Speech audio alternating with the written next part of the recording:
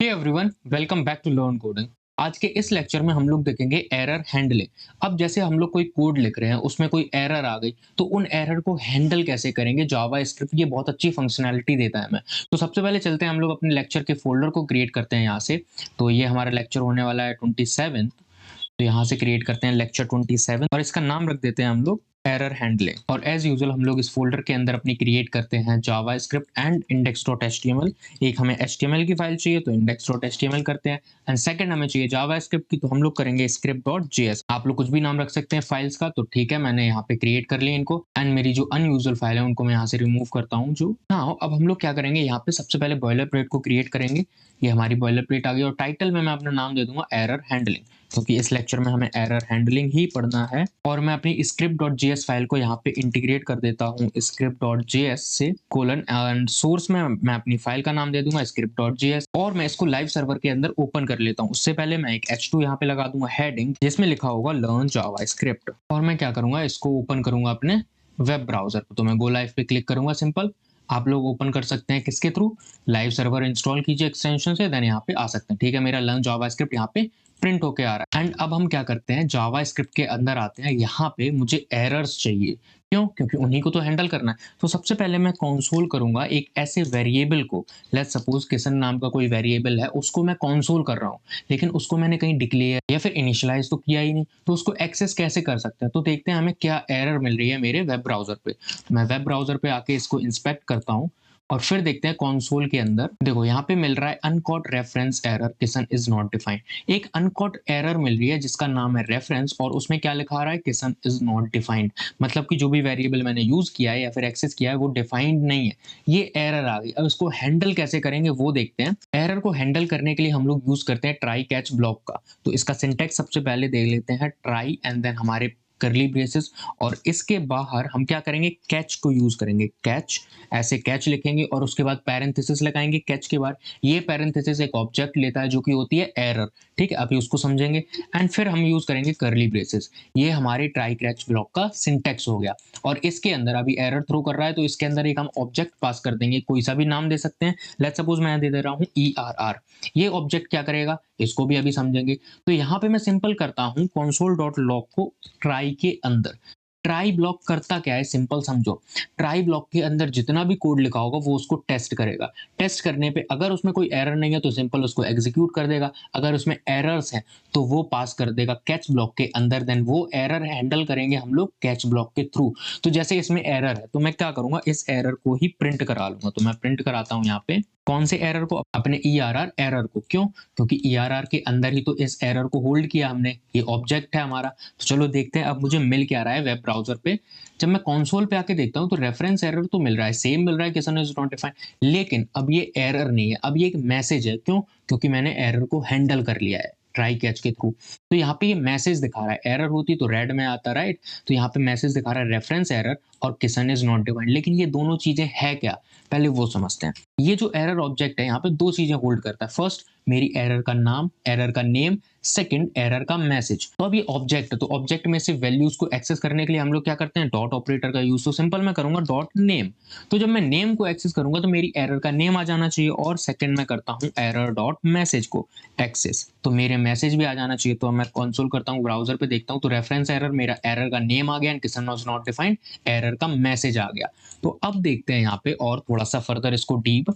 जब मैं यहाँ पे कंसोल करता हूँ, यहाँ पे मैं लिख देता हूँ दिस ट्राई ब्लॉक, या फिर यहाँ सिंपल लिखते हैं try block will throw you an error. Simple मैंने यहाँ कंसोल किया, try block will throw you an error. Okay, यहाँ पे ये रन होना चाहिए कोड। सेकंड मैं यहाँ पे क्या करता हूँ, एक और कंसोल करता हूँ और इसके अंदर लिख देता हूँ catch block will handle it, या फिर catch block will caught it. Okay, क्योंकि एरर को हमें कॉट ही करना है तो कॉट इट कर देंगे, right. Catch block will caught it. अब देखते हैं यहाँ पे रन क्या क्या हो रहा है। सबसे पहले ट्राई ब्लॉक पे आएगा, देन एरर को चेक करेगा, उसके बाद एरर का नेम, मैसेज आएगा और ये प्रिंट हो जाना चाहिए। तो मतलब कि यहाँ पे ये पूरा कोड रन होना चाहिए। तो देखते हैं रन हो रहा है या फिर नहीं। तो यहाँ पे देखो सबसे पहले रेफरेंस एरर आ रहा, ओके, मेरा एरर का मैसेज आ गया, एरर का नेम आ गया, sorry. Then Kisan is not defined, मेरे एरर का मैसेज आ गया। And catch block will caught it, catch block भी आ गया जो मैंने यहाँ कंसोल किया था। लेकिन ये क्यों एग्जीक्यूट नहीं हुआ? तो ट्राई ब्लॉक क्या करता है, लाइन बाय लाइन कोड को एग्जीक्यूट करता है एंड देखता है कि एरर कहाँ है, और जिस लाइन पे एरर हिट हो गई सिंपली वहीं से वो एग्जीक्यूशन को बंद कर देगा और सीधा जंप करेगा कैच के अंदर, देन कैच वाले को एग्जीक्यूट करेगा और यहाँ से एरर के नेम, मैसेज या जो भी लिखा होगा वो प्रिंट कर देगा। तो यहाँ पे अगर मैं इसको कंसोल को इस एरर के ऊपर रखता हूँ तो इसे अब प्रिंट होना चाहिए, देन मेरे एरर को हिट करेगा तो फिर आएगा कैच के अंदर। देखते हैं यहाँ पे, बिल्कुल, try block will throw you an error and reference error, Kisan is not defined, catch block will caught it.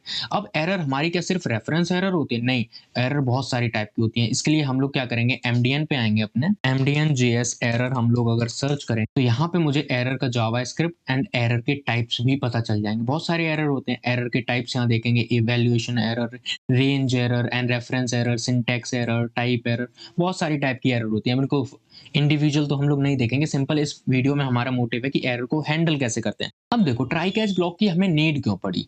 जैसे देखो, एरर जो होती है दो टाइम थ्रो होती है, एक तो कंपाइल टाइम पे और सेकंड हमारी रन टाइम पे। कंपाइल टाइम मतलब जब हम लोग कोड लिख रहे हैं तो सिंपल हमारा जावास्क्रिप्ट का इंजन है वो देख सकता है कि कंपाइल टाइम एरर है। जैसे मैं यहाँ पे कोई भी सिंटैक्स एरर करता हूँ, सिंटैक्स एरर हमारी कंपाइल टाइम एरर है, तो वहां पे क्या होता है, वो तो हम डेवलपर सही कर सकते हैं क्योंकि हम उसे कंपाइल कर रहे हैं, इंजन हमारा देख रहा है। लेकिन रन टाइम एरर में क्या होता है, रन टाइम एरर जब हमारा कोड रन कर रहा है, जब हमारे कोड एग्जीक्यूट हो रहा है, जब हमारा कोड को यूज कर रहा है, उस टाइम पे रन टाइम एरर आती है।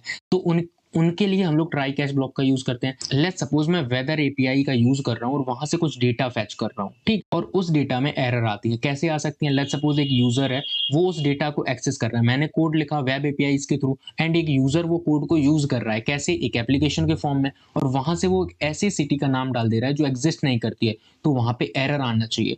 तो अब एरर आ गया तो सिंपल सा हमारा प्रोग्राम जो है क्रैश हो जाना चाहिए। लेकिन उससे बचाने के लिए हम लोग क्या करेंगे, उसे एक मैसेज शो करा देंगे कि you are entering the wrong name of city, simple. और किसके थ्रू ये हमने किया? ये हमने किया ट्राई कैच ब्लॉक के थ्रू। जब हम देख सकते हैं कि अगर यूजर जो है गलत सिटी का नाम डाल रहा है तो हम कैच के अंदर उसको एक मैसेज शो करा सकते हैं कि you are entering the wrong city of name and blah blah, जो भी हो। तो ऐसे हम लोग एरर को हैंडल कर सकते हैं ट्राई कैच के थ्रू।